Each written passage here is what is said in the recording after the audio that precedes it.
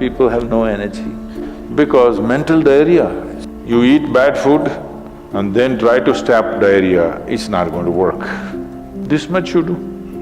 Tonight before you go to bed, keep it down and go to bed. In a little while, if you simply sit here, things around you will reverberate.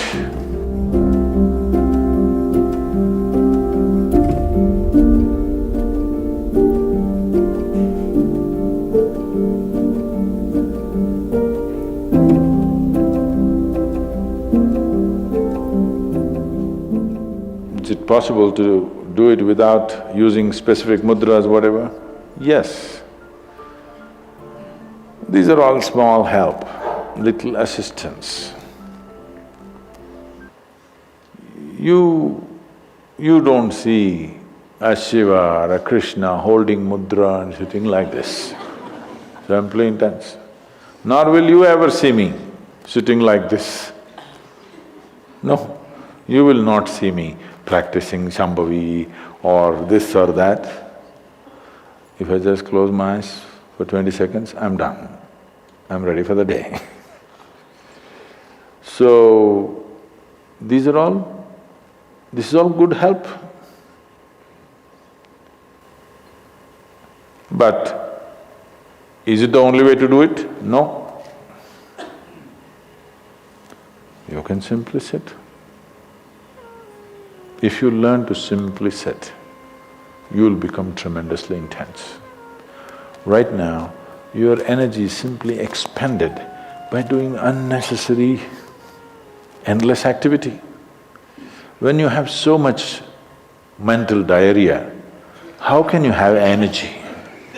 Suppose you have diarrhea, do you see how weak you feel? Yes or no?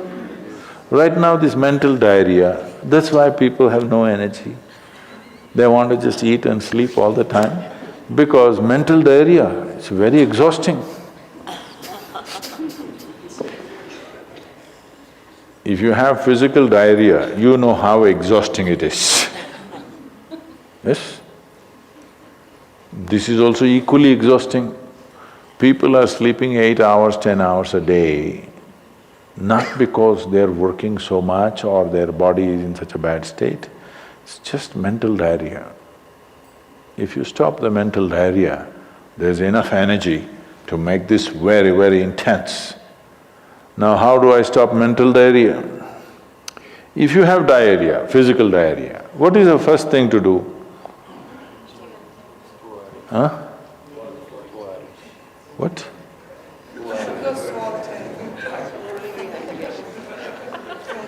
Yes, run to the toilet, I know that.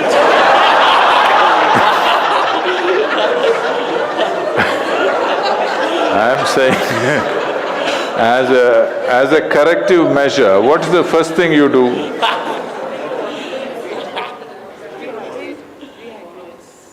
No, as a corrective measure, what is the first thing you do? First thing is stop eating, right?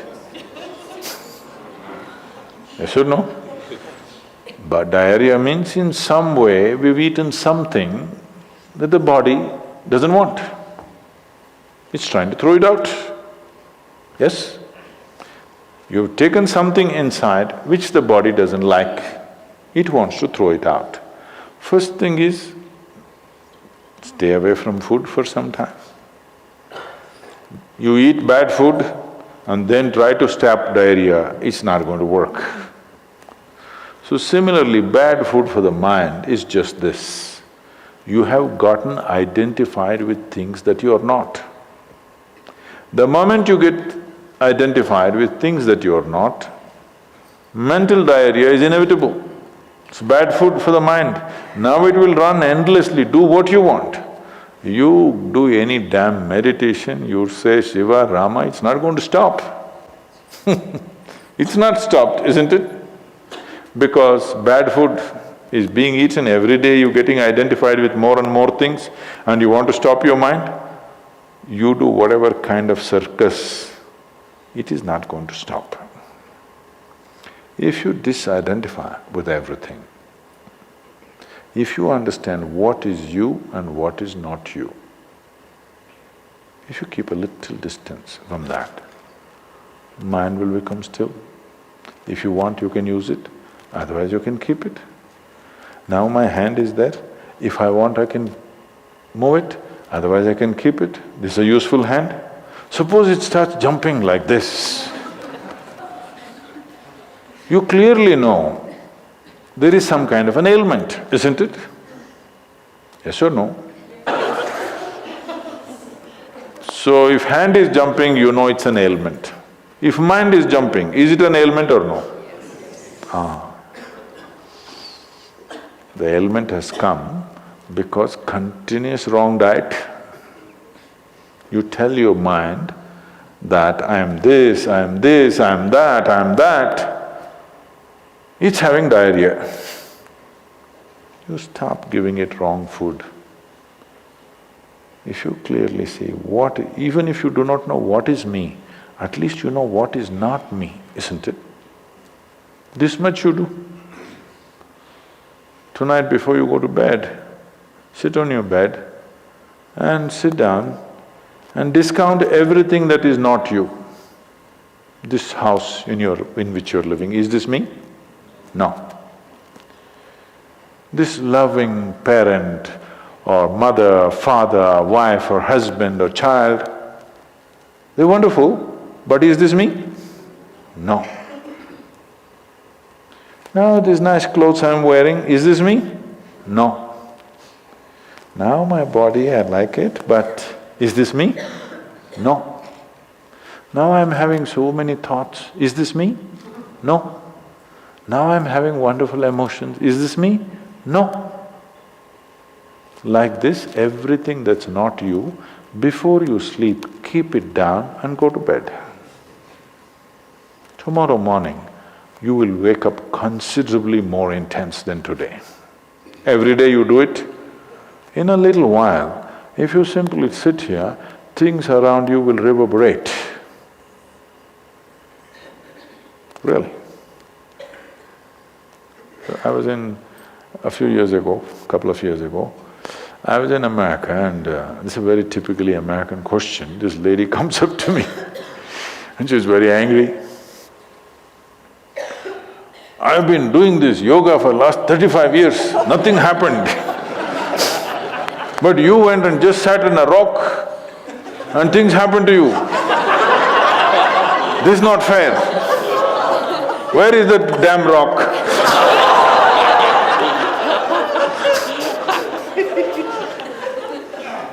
She thinks it's the rock which did it.